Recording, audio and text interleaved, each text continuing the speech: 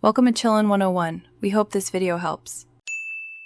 In this video, I will show you how to make baklava from scratch using an easy method. First, let's gather our ingredients. You'll need 1 pound of phyllo dough, thawed in the fridge. Also, prepare 2 cups of your favorite chopped nuts, like walnuts or pistachios. Don't forget 1 cup of melted unsalted butter for those flaky layers.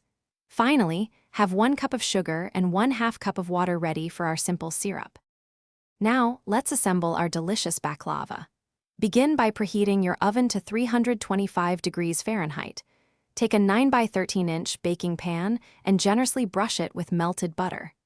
Lay down 10 sheets of phyllo dough, carefully brushing each individual sheet with butter before adding the next.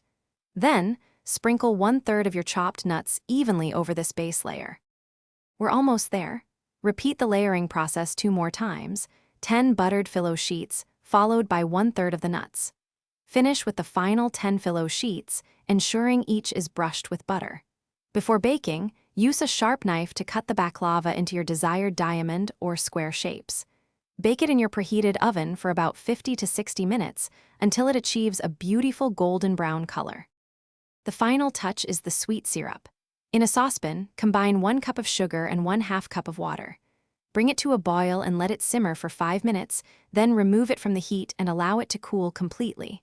Immediately after taking the hot baklava out of the oven, pour the cold syrup evenly over it. Let it soak for at least several hours, or even overnight, for the best flavor and texture. Enjoy your homemade baklava. Thanks for watching. Consider subscribing if we helped you.